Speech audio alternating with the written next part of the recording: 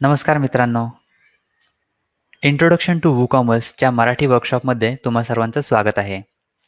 माझं नाव प्रसाद नेवसे आणि मी आर्टिकॅम सोल्युशन्स या कंपनीमध्ये as a director of client delivery म्हणून काम करतो. आर्टिकॅम्प ही एक WordPress VIP gold agency partner आहे आणि आम्ही एक्सक्लुझिव्हली वर्डप्रेस आणि वूकॉमर्सवर काम करतो. तर ह्या वर्कशॉपमार्फत आपण वर्डप्रेसच्या वूकॉमर्सच्या प्लगइनबद्दल बेसिक माहिती जाणून घेणार आहोत. मला कळतंय की तुम्ही WooCommerceबद्दल अधिक माहिती जाणून घेण्यासाठी खूप उत्सुक आहात ते. चला तर मग पाहूयात ह्या वर्कशॉपमध्ये WooCommerceबद्दल काय-काय माहिती मिळणार आहे ते. सर्वात प्रथम मी माझं प्रेझेंटेशन शेअर करतो.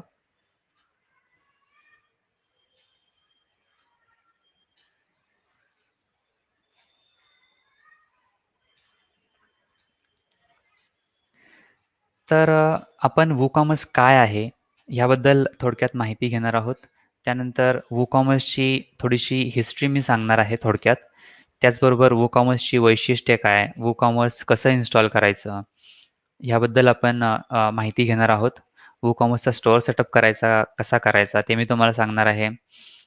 तर त्या पाठोपाठच आपल्याला प्रॉडक्ट्स कसे ॲड करायचे हे सुद्धा जाणून घ्यावं लागणार आहे. कारण नुसता स्टोअर सेटअप करून चालणार नाही. आपल्याला आपल्या स्टोअरमध्ये प्रॉडक्ट्स देखील ॲड करायचे आहेत.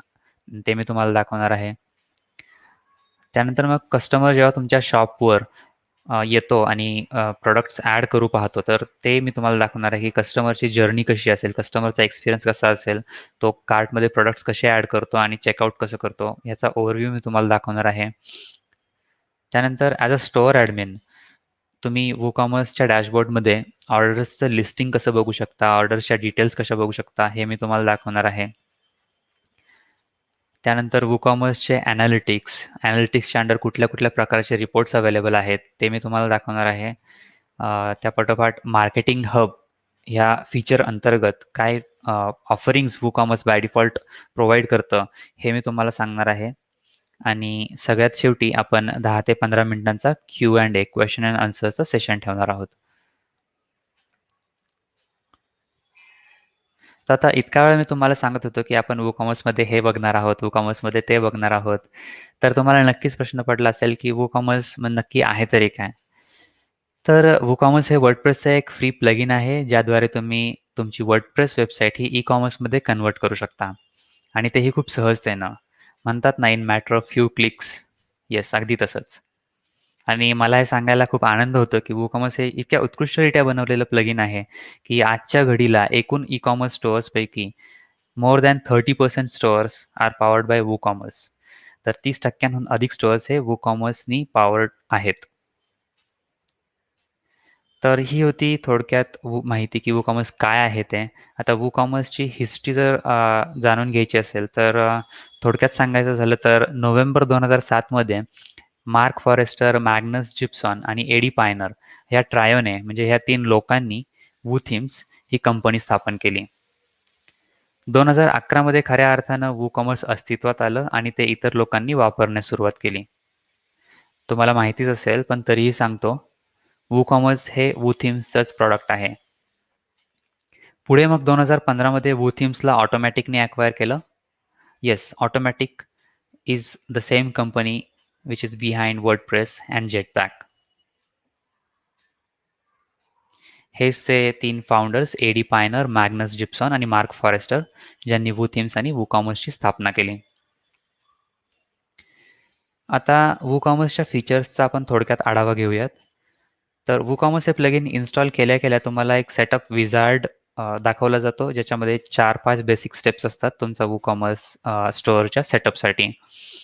त्यानंतर WooCommerce by default products add करण्याचा इंटरफेस प्रोव्हाईड करतं. तुम्ही कुठल्या दुसऱ्या स्टोअरमधून इकडे मायग्रेट करत असाल, तर एक प्रिडिफाईन्ड CSV फॉर्मॅटमध्ये तुम्ही CSV इम्पोर्ट देखील करू शकता आणि तुमचे प्रॉडक्ट्स सेट करू शकता किंवा मॅन्युअली देखील सेट करू शकता.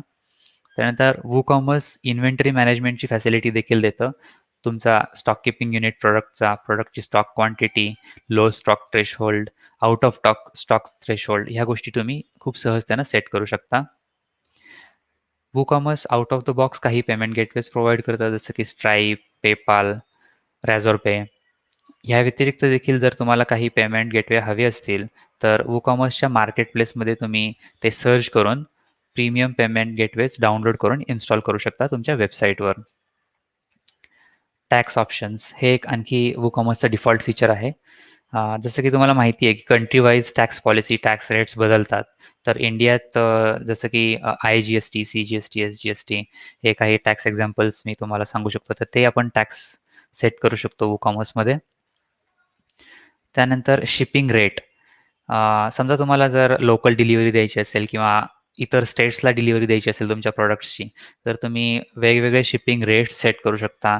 Most of the time local delivery he free दिली जाते आणि आउट ऑफ स्टेट्स डिलिव्हरी साठी चार्जेस तुम्ही अप्लाय करू शकता किंवा लोकल डिलिव्हरीसाठी देखील तुम्ही चार्जेस अप्लाय करू शकता. मी हे दोन्ही एक्झाम्पल्स तुम्हाला दाखवणार आहे. Then analytics. तर जसं तुम्हाला सांगितलं की ॲनालिटिक्समध्ये वेगवेगळे रिपोर्ट्स स्टोअर्स संदर्भात तुम्हाला अवेलेबल आहेत. जसं की प्रॉडक्ट्स संदर्भातील रिपोर्ट, ऑर्डर्स संदर्भातील रिपोर्ट, एकूणच टॅक्सचे रिपोर्ट्स, कुपन्सचे रिपोर्ट्स. तर हे सारे रिपोर्ट्स चा एक ओव्हरव्ह्यू मी तुम्हाला देणार आहे. Then marketing hub. तर WooCommerceचं मार्केटिंग हब हे एक डिफॉल्ट फीचर आहे ज्याच्या अंडर तुम्हाला काही फ्री प्लगिन्स इन्स्टॉलेशनची अपॉर्च्युनिटी मिळते. काही प्लगिनची नावं जर घ्यायची झाली तर Facebook for WooCommerce, Mailchimp for WooCommerce, Google ads for WooCommerce अशी काही प्लगिन्स WooCommerce स्टोअर सेटअप करत असताना आपल्याला इन्स्टॉल करायचे आहेत किंवा नाही हे विचारलं जातं. तर हे एक इम्पॉर्टंट WooCommerceचं फीचर आहे बिकॉज ह्याचा यूज करून आपण आपलं स्टोअर इझिली प्रमोट करू शकतो. देन कुपन्स जसं की काही फेस्टिव्ह सीझन्स असतात, दिवाळी म्हणा किंवा नुकताच आता पाडवा येणार आहे एप्रिलमध्ये आफ्टर फ्यू मंथ्स. तर अशा ओकेजन्सला जर तुम्हाला तुमच्या कस्टमर्सला काही डिस्काउंट द्यायचा असेल to promote the sales, to retain the customers, तर तुम्ही कुपन्स सेट करू शकता इझिली WooCommerceमध्ये आणि ते कुपन्स तुम्ही तुमच्या कस्टमर्सला थ्रू अ स्टोअर नोटीस तुम्ही ते अवेलेबल करून देऊ शकता आणि कस्टमर ते चेकआउट करताना कुपन ॲप्लाय करून डिस्काउंट मिळवू शकतं. त्यानंतर आहे ईमेल टेम्पलेट्स. तर जेव्हा कस्टमर ऑर्डर प्लेस करतो, तेव्हा त्या ऑर्डरचे डिफरंट स्टेटस असतात. जसं की pending payment, processing, completed, on hold, cancelled. तर ह्या प्रत्येक स्टेटससाठी तुम्ही कस्टमरला ईमेल पाठवू शकता किंवा ते कन्फिगर करू शकता, एनेबल, डिसेबल करू शकता. तर ई-कॉमर्स हे असे बरेचसे ईमेल्स बाय डिफॉल्ट प्रोव्हाईड करतं आणि तुम्ही ते ओव्हरराईड देखील करू शकता तुमच्या वर्डप्रेस किंवा WooCommerce डेव्हलपरच्या मदतीने. देन माय अकाउंट, कार्ट आणि चेकआउट हे काही कस्टमर फेसिंग फीचर्स आहेत. जसं की कस्टमर जेव्हा ऑर्डर प्लेस करतो तेव्हा तो त्याच्या माय अकाउंटच्या अंडर त्याची ऑर्डर हिस्ट्री बघू शकतो. त्याचे शिपिंग ॲड्रेस, बिलिंग ॲड्रेस तो माय अकाउंट या पेज थ्रू मॅनेज करू शकतो. त्यानंतर कार्ट आणि चेकआउट हे बेसिक पेजेस आहेत, जिथे कार्ट पेजवर कस्टमरला त्याच्या कार्टची समरी दिसते. त्याने कुठले प्रॉडक्ट्स ॲड केलेले आहेत, क्वांटिटी काय आहे, टोटल कॉस्ट काय आहे, ही समरी ते कार्ट पेजवर बघू शकतात. चेकआउट ह्या पेजवर जसं की तुम्ही गेस केलं असेल, की ऑर्डरची समरी बिफोर ॲक्चुअल चेकआउट, ऑर्डरची समरी तुम्हाला चेकआउट पेजवर दिसते, कस्टमरला दिसते, including taxes, shipping charges etcetera. त्यानंतर ऑर्डर्स जसजशा कस्टमर्स ऑर्डर्स प्लेस करत जातील, तसतशा ह्या ऑर्डर्सचं लिस्टिंग WooCommerce डॅशबोर्डमध्ये स्टोअर केलं जातं आणि ॲज अ स्टोअर ॲडमिन किंवा शॉप मॅनेजर तुम्ही ते बघू शकता, ऑर्डर डिटेल्स चेक करू शकता, each and individual order open करून. देन रेस्ट API हे थोडंसं टेक्निकल बट इम्पॉर्टंट फीचर आहे WooCommerceचं. तुम्हाला माहितीच असेल आजकाल मोबाईल ॲप्स किती इम्पॉर्टंट आणि महत्त्वाचे झालेले आहेत. तर तुम्हाला जर का तुमच्या स्टोअरसाठी मोबाईल ॲप डेव्हलप करायचा असेल, तर REST API वापरून ते मोबाईल ॲप डेव्हलपर सहज त्यानं डेव्हलप करू शकतो. कारण मोबाईल ॲप डेव्हलपरला तुमच्या स्टोअरचा डेटा हा JSON फॉर्मॅटमध्ये REST API थ्रू तुम्ही इझिली रिव्हील करू शकता. तर WooCommerce हे by default out of the box तुम्हाला REST APIचा एंड पॉइंट प्रोव्हाईड करतं आणि प्रॉडक्ट्स, ऑर्डर्स हा आणि इतर बराचसा data WooCommerce REST API through provide करून देतं. Then geo location. जसं की चेकआउट पेजवर खूप साऱ्या फील्ड्स असतात. ॲड्रेस फील्ड, रिलेटेड 4-5 फील्ड्स असतात आणि आपल्या सगळ्यांनाच माहिती आहे कुठलाही फॉर्म फिलअप करणं हे किती बोरिंग ॲक्टिव्हिटी असते ते. तर जिओ लोकेशन हे असं फीचर आहे की जे तुम्ही एनेबल केल्यावर कस्टमरचा ॲड्रेस हा ऑटोफिल होऊ शकतो आणि कस्टमरचे तुम्ही फॉर्म फिलिंगचे एफर्ट्स तुम्ही सेव्ह करू शकता. अशा पद्धतीने तुम्ही कस्टमरची बोरिंग ॲक्टिव्हिटी कमी केल्यामुळे तुमचा चेकआउट रेट हा वाढू शकतो आणि तुमचा सेल्स ओव्हरऑल वाढायला मदत होते. त्यानंतर आहे शॉप रोल्स. तर WooCommerce ॲडिशनल 2 रोल्स प्रोव्हाईड करतं. बाय डिफॉल्ट WordPressमध्ये 5 रोल्स आहेत, हे तर तुम्हाला माहितीच आहे. फर्स्ट आहे administrator, then editor, author, contributor, subscriber. या 5 रोल्स व्यतिरिक्त WooCommerce तुम्हाला शॉप मॅनेजर आणि शॉप मॅनेजर आणि कस्टमर हे 2 रोल्स प्रोव्हाईड करतं. Lastly SEO. तर आता WordPress बाय डिफॉल्ट खूप एस-ई-ओ फ्रेंडली आहे आणि WooCommerce is from the same factory. तर WooCommerceने देखील त्याची काळजी घेतलेली आहे. अ, ह्या व्यतिरिक्त काही बेसिक एस-ई-ओच्या रिलेटेड गोष्टी मी तुम्हाला सांगणार आहे. जसं की तुमचं permalink structure, pretty permalink structure set करणं, एस-एस-एल साईटवर आहे की नाही ते व्हेरिफाय करणं आणि तुमची साईट एस-ई-ओसाठी इंडेक्सेबल आहे की नाही ते चेक करणं. ह्या गोष्टी मी तुम्हाला दाखवणार आहे.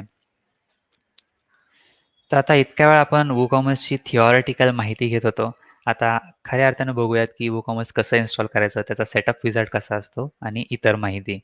तर मी आता माझं प्रेझेंटेशन स्टॉप करतो आणि माझा लोकल सेटअप शेअर करतो.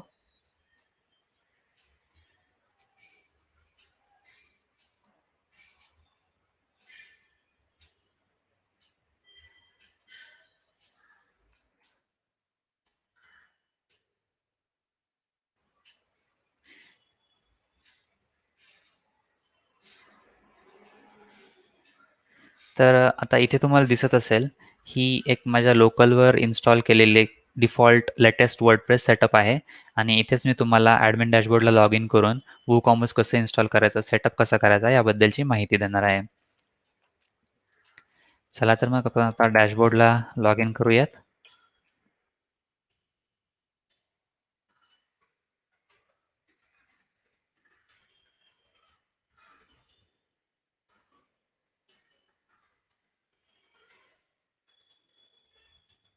इथे आता आपण डॅशबोर्डला लॉग इन झालेलो आहोत आणि डॅशबोर्डला लॉग इन झाल्यानंतर ना तुम्हाला प्लगइन्स ॲड न्यू या मेनूवर क्लिक करायचं आहे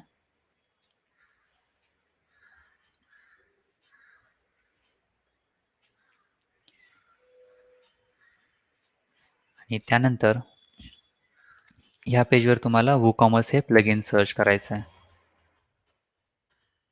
WooCommerce प्लगइन सर्च केल्यानंतर WooCommerce हे कीवर्ड असलेले बरेचसे प्लगइन्स तुमच्या समोर दिसतील. तर आपल्याला WooCommerce बाय ऑटोमॅटिक हे प्लगइन इन्स्टॉल करायचं आहे.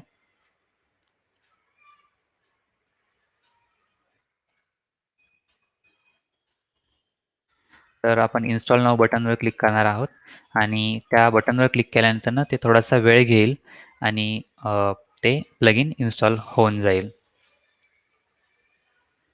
तर आता आपलं प्लगइन हे इन्स्टॉल झालेलं आहे. आता मी ते प्लगइन ॲक्टिवेट करणार आहे.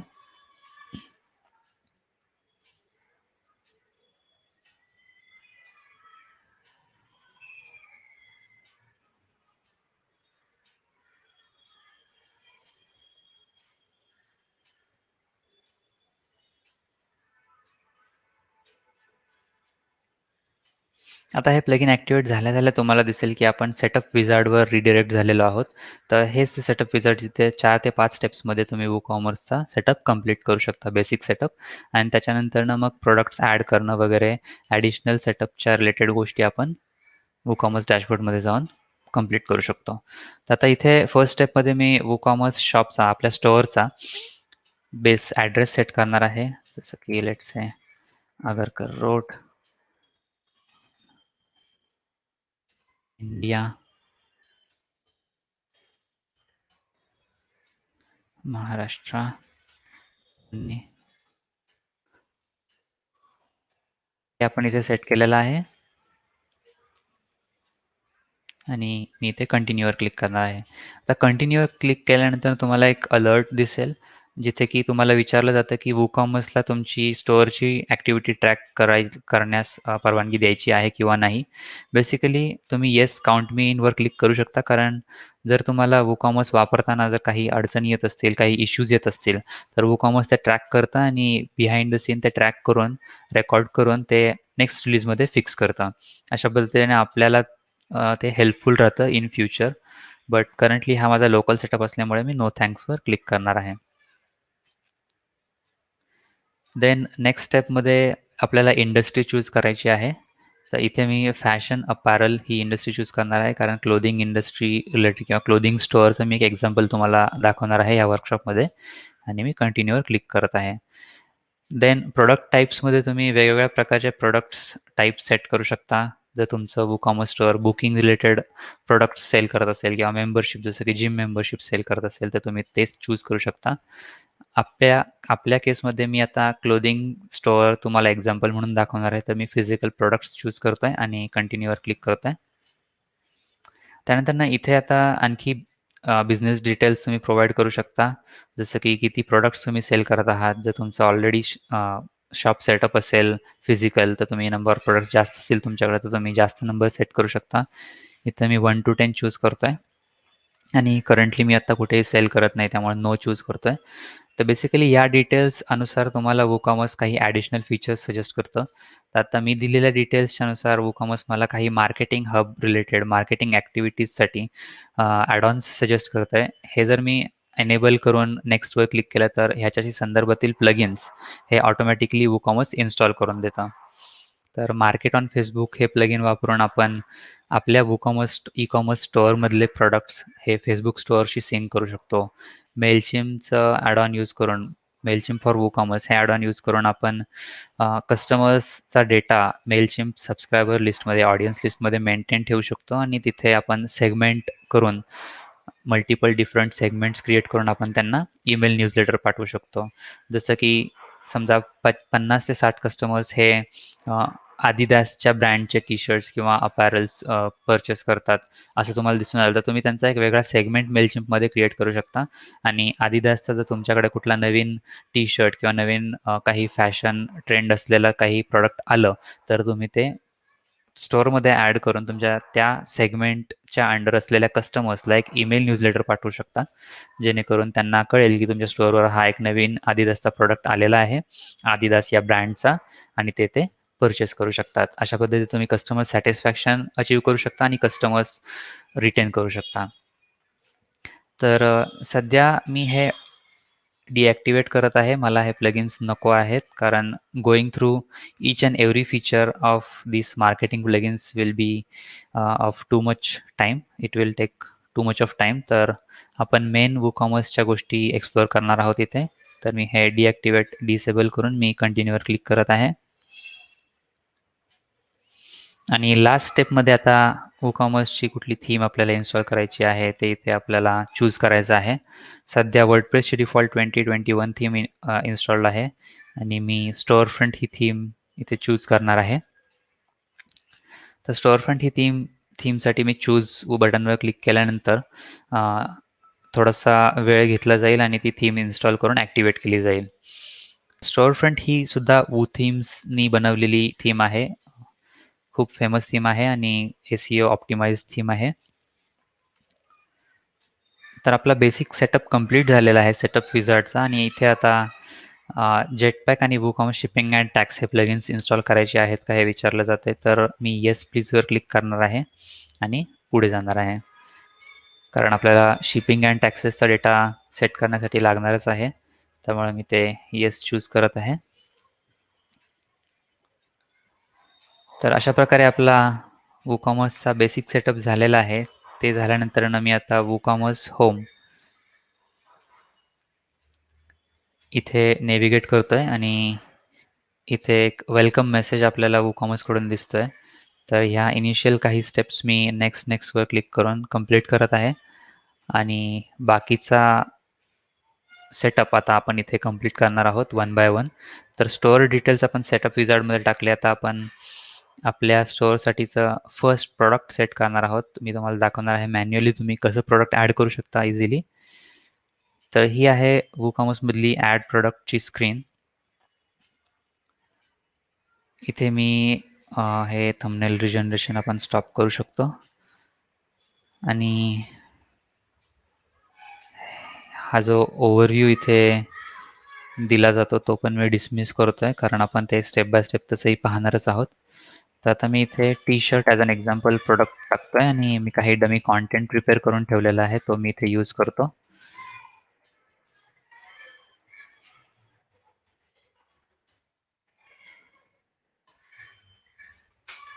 इथे आता रेग्युलर प्राइस सपोज 800 आहे आणि ॲज अ सेल चालू आहे आपल्या स्टोअरमध्ये, तर मी ते 500 चूज करतोय. मला जर हा प्रॉडक्ट इन्व्हेंटरी थ्रू मॅनेजेबल करायचा असेल, त्याची इन्व्हेंटरी मेंटेन करायची असेल, तर ते देखील मी ते सेट करू शकतो.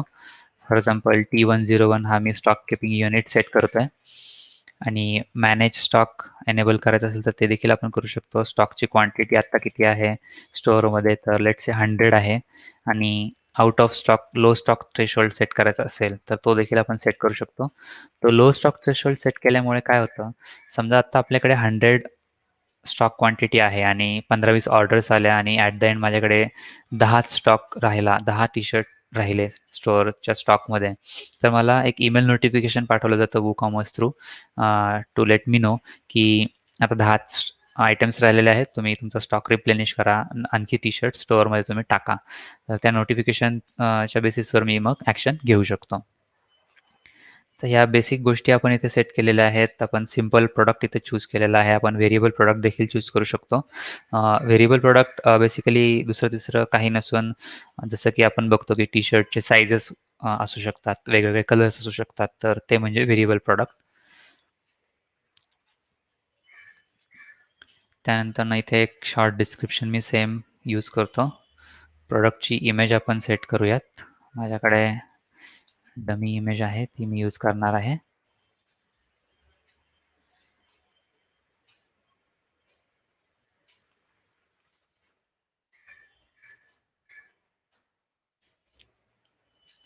तर इथे मी प्रॉडक्टची इमेज सेट केलेली आहे अँड लास्टली आपण इथे कॅटेगरी सेट करूयात आणि ती इथे चूज करूयात.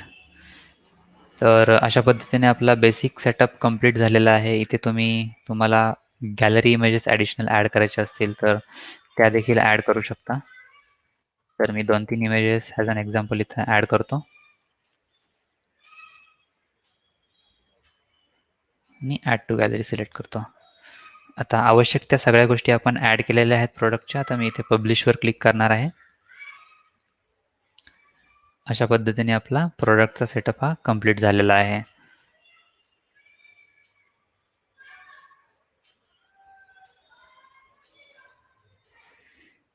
तर हे झाल्यानंतर मी आता पुन्हा स्टोअर सेटअपवर क्लिक करणार आहे, जेणेकरून आपण आपल्या पुढच्या ॲक्टिव्हिटीज कंप्लीट करू शकू.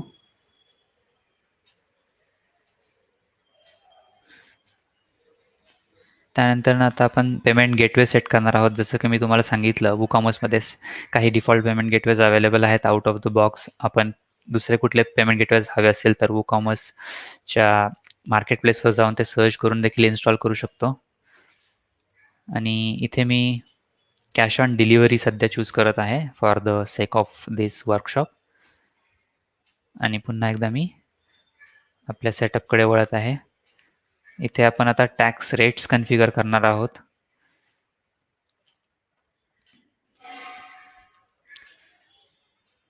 तर इथे तुम्हाला दिसतंय तुम्ही टॅक्स स्टँडर्ड रेट्सच्या अंदर टॅक्स कन्फिगर करू शकता. इथे country code, state code, tax rate, tax name अशा बेसिक डिटेल्स आपल्याला टाकायचे आहेत. इथे क्वेश्चन मार्कवर हवर केलं तर आपल्याला टू लाइनर इझी एक हेल्प टेक्स्ट मिळून जातं, ज्याच्या थ्रू तुम्हाला कळेल की आपल्याला काय काय डिटेल्स इथे टाकायचे आहेत. तर इथे मी आत्ता एक tax rate as an example set करणार आहे.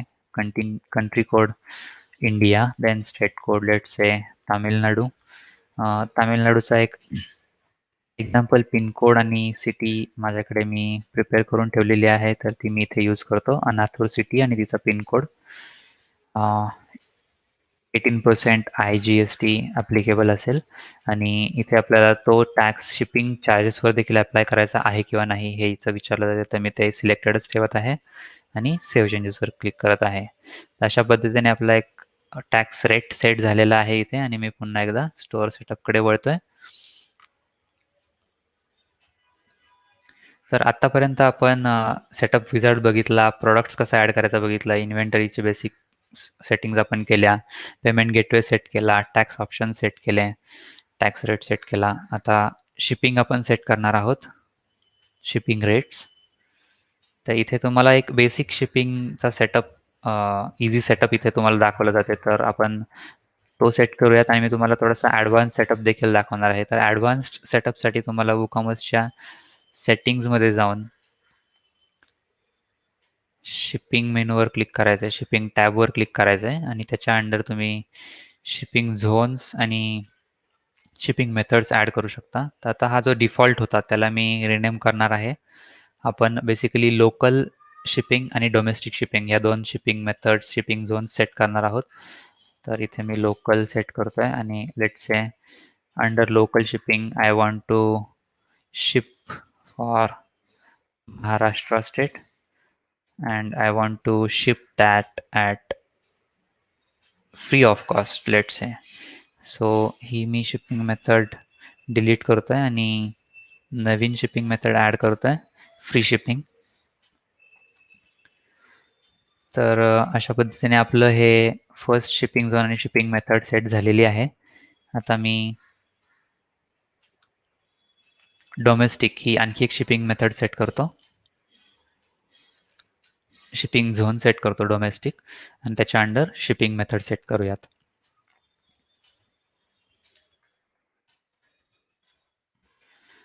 इथे डोमेस्टिकच्या under let's say Tamil Nadu, Gujarat आपण सिलेक्ट करूयात फॉर नाव आणि इथे फ्लॅट रेट चूज करूयात. आणि या स्टेट्सला जर तुम्हाला डिलिव्हरी करायची असेल प्रॉडक्टची तर तुम्ही काय चार्जेस अप्लाय करायचे ते तुम्ही इथे सेट करू शकता. लेट्स से एन एक्झाम्पल 100 मी इथे चूज करतो आणि आपलं अशा पद्धतीने हे डोमेस्टिक शिपिंग झोन सेट झालेला आहे आणि मी सेव्ह चेंजेसवर क्लिक करतोय आणि पुन्हा एकदा स्टोअर सेटअपकडे वळतोय.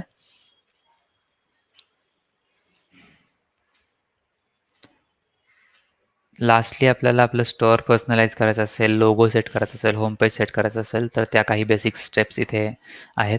तर मी ते क्रिएट होम पेज वर क्लिक न करता स्किप करतोय कारण होम पेज हे कसं सेट करायचं हे मी तुम्हाला कस्टमायझरमधून दाखवतो. त्यानंतर लोगो आपण सेट करूयात. मी एक डमी लोगो प्रिपेअर करून ठेवलेला आहे, तो मी इथे यूज करतोय आणि प्रोसीडवर क्लिक करतोय. तर इथे स्टोअर नोटीस तुम्ही सेट करू शकता. जसं की तुमचा स्टोअर जर टेस्ट मोडवर असेल तर तुम्ही इथे ते सेट करू शकता ते स्टोअर नोटीस, किंवा तुमचं एखादं कुठलं कूपन रनिंग असेल, कुठल्या फेस्टिव्ह सीझनसाठी तुम्ही कूपन ऑफर करत असाल तर ते तुम्ही इथे सेट करू शकता. तर आपण कूपन संदर्भातील नोटीस इथे सेट करूयात. Use Padwa 2021 to get 20% flat discount. आता एप्रिल महिन्यामध्ये पाडवा हा एक फेस्टिवल येत आहे, तर तो मी कूपन इथे सेट केलेला आहे आणि कंप्लीट टास्कवर क्लिक करतोय. अशा पद्धतीने आपला सेटअप फिनिश झालेला आहे. तर तिथे आपण फक्त स्टोअर नोटीस सेट केली, जिथे मी कूपनचं मेन्शन केलं व ॲक्चुअल कूपन आपल्याला क्रिएट करायचं आहे ते मी आता मार्केटिंग कूपन्स ह्या मेनूच्या अंडर मी ते क्रिएट करून तुम्हाला दाखवतोय.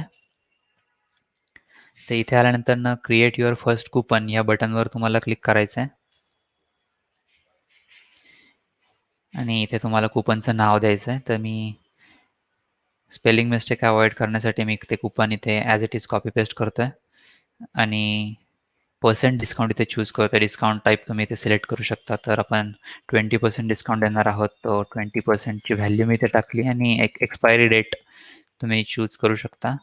त्यानंतर काही uses restriction, minimum maximum spend किंवा प्रोडक्ट स्पेसिफिक काही रिस्ट्रिक्शन्स तुम्हाला द्यायचे असतील तर ते तुम्ही इथे देऊ शकता. युजेस लिमिट्स जसं की पर युजर किती वेळा ते कूपन वापरलं जाऊ शकतं वगैरे या गोष्टी तुम्ही इथे सेट करू शकता. तर ॲज अन एक्झाम्पल मी इथे एकदाच वापरलं जाऊ शकतं असं इथे सेट करतोय आणि ते कूपन मी पब्लिश करतोय.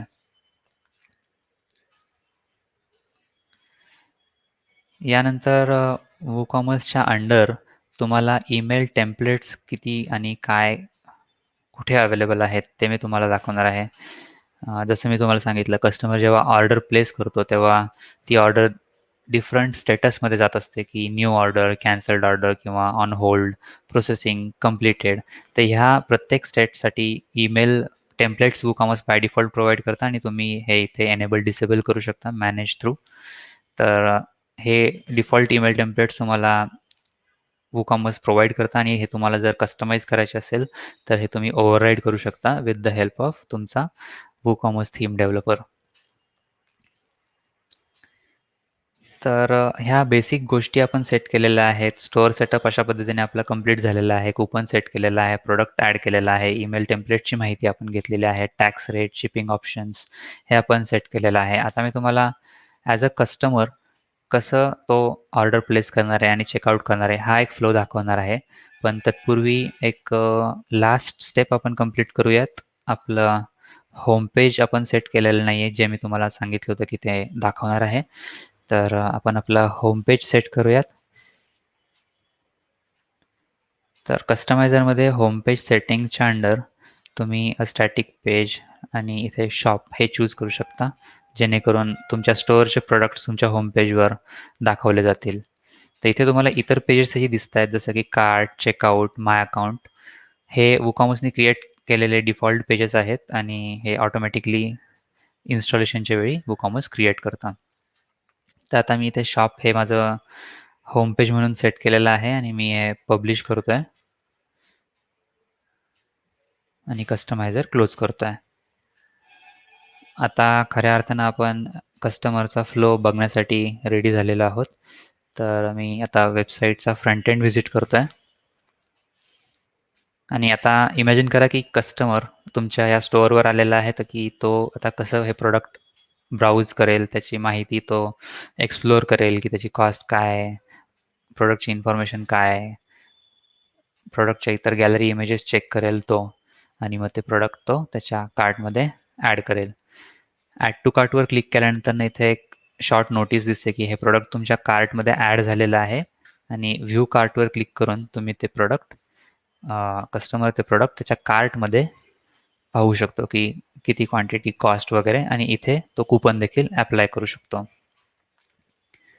तर आपण हे पाडवा 2021 कूपन क्रिएट केलं होतं 20% डिस्काउंट. ही नोटीस देखील तुम्हाला इथे दिसतीये स्टोअरवर, जे की कस्टमर इझिली बघू शकतो आणि ते कूपन यूज करू शकतो. तर इथे ॲप्लाय कूपन केल्यानंतर कस्टमरला डिस्काउंट मिळणार आहे ₹100चा 20% ऑफ दी कॉस्ट. इथे शिपिंग चार्जेस अजून इथे अवेलेबल झालेले नाही आहेत, कारण शिपिंग ॲड्रेस आपण टाकलेला नाही आहे. तर ॲज अ कस्टमर आता आपण चेकआउट ह्या स्टेपवर जाऊयात आणि इथे कस्टमरला त्याची ऑर्डर समरी बघायला मिळते. क्वांटिटी किती होती, टोटल किती होती, कूपन, शिपिंग चार्जेस किती आहेत आणि टोटल कॉस्ट किती आहे. आता समजा हा कस्टमर तामिळनाडूचा कस्टमर आहे. मी नेम मी इथे यूज करतोय आणि इथे बिलिंग ॲड्रेस, शिपिंग ॲड्रेस मी इथे चूज करणार आहे. Country India.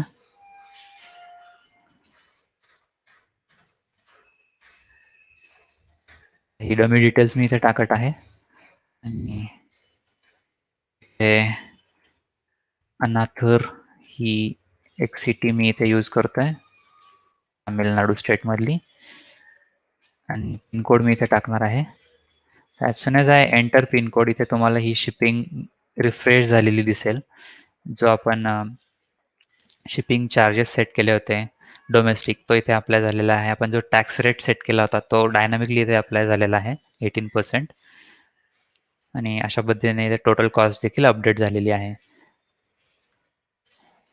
फोन नंबर मी इन्सर्ट करतो. Email address, let's say some dummy email address. हे आपलं झालेलं आहे करून आणि आपण आता as a customer order place करणार आहोत. तर पेमेंट गेटवे चूज केलेला आहे कॅश ऑन डिलिव्हरी. हा एकच पेमेंट गेटवे असल्यामुळे तो बाय डिफॉल्ट सिलेक्टेड इथे दाखवतोय. तर आता मी ही ऑर्डर प्लेस करणार आहे आणि ती ऑर्डर प्लेस केल्यानंतर ऑर्डर रिसिव्हचं एक कन्फर्मेशन पेज कस्टमरला दाखवलं जातं. तर ते हे पेज.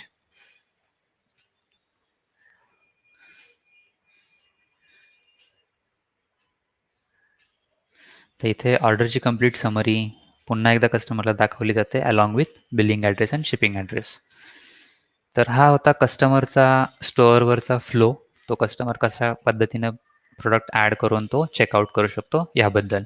आता ही ऑर्डर प्लेस झालेली आहे, तर तुम्ही ॲज अ स्टोअर ॲडमिन किंवा शॉप मॅनेजर ते डॅशबोर्डमध्ये जाऊन WooCommerce ऑर्डर्सच्या अंडर तुम्ही ती चेक करू शकता. इथे दिसतंय की एक ऑर्डर इथे हायलाइट झालेली आहे. ती नवीन ऑर्डर आलेली आहे. ऑर्डर काउंटमध्ये ते दाखवतंय आणि ती प्रोसेसिंग स्टेटमध्ये आहे.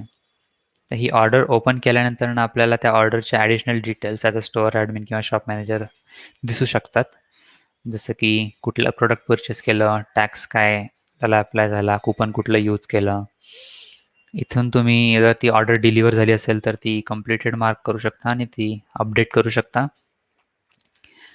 आणि ऑर्डरच्या ॲक्टिव्हिटीजनुसार ऑर्डर नोट्स इथे अपडेट होत राहतात, ॲड होत राहतात, जेणेकरून मल्टिपल शॉप मॅनेजर असतील, तुमचं शॉप मोठं असेल तर ही एक हिस्ट्री ऑर्डरची अवेलेबल असते ऑर्डरच्या अंडर.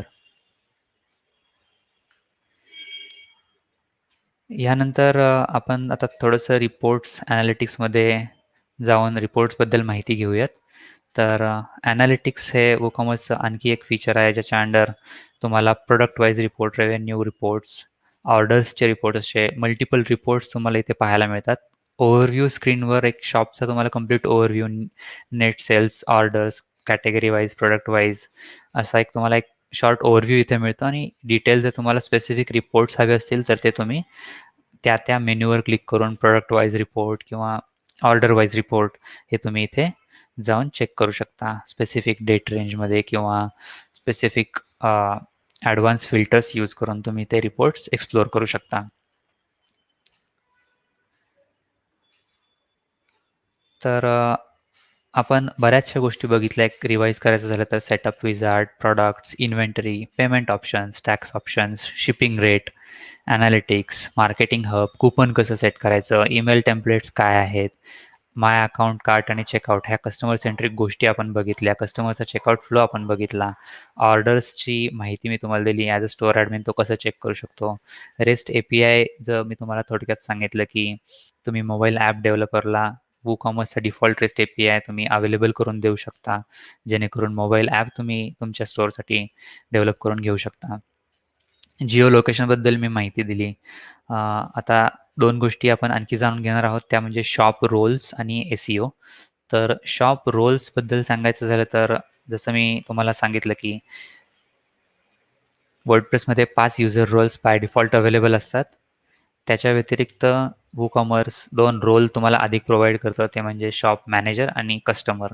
आता इथे मी एक शॉप मॅनेजरचा रोल यूजर क्रिएट करून मी तुम्हाला दाखवणार आहे.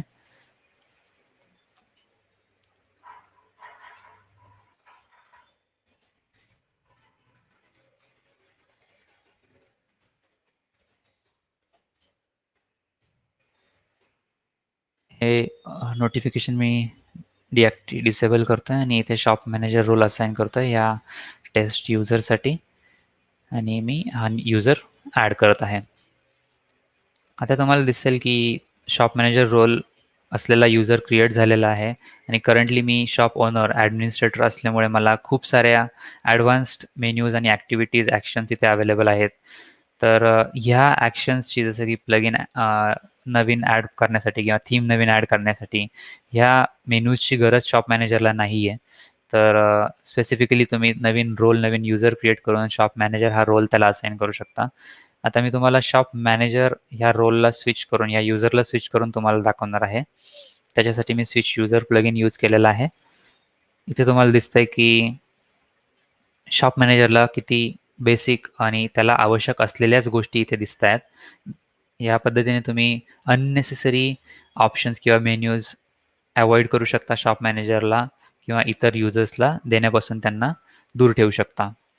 तर इथे तुम्ही बघू शकता की एडिटर रोलच्या ज्या कॅपॅबिलिटीज आहेत त्या अधिक शॉपच्या ज्या कॅपॅबिलिटीज आहेत त्या मिळून शॉप मॅनेजर हा रोल क्रिएट झालेला आहे. तर शॉप मॅनेजर हा पोस्ट पेजेस देखील ॲड करू शकतो आणि तो स्टोअर संदर्भातील गोष्टी देखील मॅनेज करू शकतो. आता मी पुन्हा स्टोअर ॲडमिन रोलला किंवा माझा ॲडमिनिस्ट्रेटर रोलला स्विच करतोय आणि इथे मी तुम्हाला लास्टली एस-ई-ओबद्दल थोडक्यात सांगणार आहे. तर आत्तापर्यंत आपण WordPressच्या डिफॉल्ट परमालिंक स्ट्रक्चरवर आपण आपली साईट बघत होतो.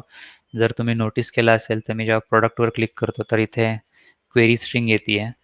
तर तुम्ही प्रेटी परमालिंक देखील सेट करू शकता, which is recommended for better SEO आणि कस्टमरच्या लक्षात राहण्यासाठी किंवा overall user friendly URL achieve करण्यासाठी. तर सेटिंग्ज परमालिंक ह्या मेनूच्या अंडर जाऊन तुम्ही डिफॉल्ट परमालिंक स्ट्रक्चर ओव्हरराईड करून ते पोस्ट नेम म्हणून प्रेटी परमालिंक सेट करू शकता. इथे तुम्ही कॅटेगरी बेस, टॅग बेस तुम्हाला हवा तसा चूज करू शकता. मी हे डिफॉल्ट ठेवत आहे सध्या आणि सेव्ह चेंजेसवर क्लिक करत आहे. जेणेकरून आपल्या ह्या परमालिंक्स सेट होतील. त्यानंतर ना एस-ई-ओ संदर्भात दुसरी महत्त्वाची गोष्ट म्हणजे सेटिंग्ज रीडिंगमध्ये जाऊन तुम्हाला हे चेक करायचं आहे की तुमचं स्टोअर एस-ई-ओसाठी इंडेक्सिंग डिसेबल्ड तर नाही आहे ना. तर हे अनचेक करून तुम्हाला सेव्ह चेंजेस करायचे आहेत, जेणेकरून तुमचं शॉप हे ओपन असेल एस-ई-ओसाठी, सर्च इंजिन इंडेक्सिंगसाठी.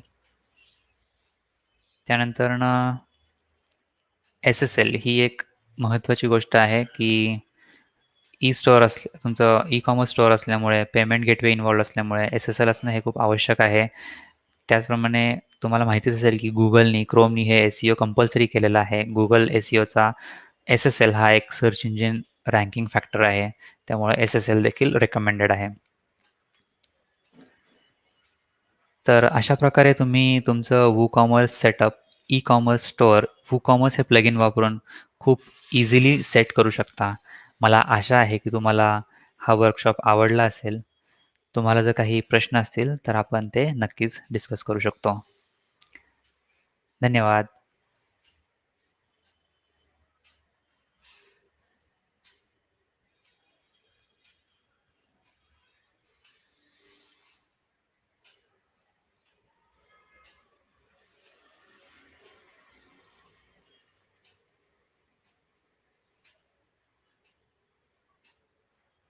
तर काही तुमचे क्वेश्चन्स असतील तर तुम्ही ते विचारू शकता. वर्कशॉप अटेंड केल्याबद्दल खूप खूप आभार. Thank you very much.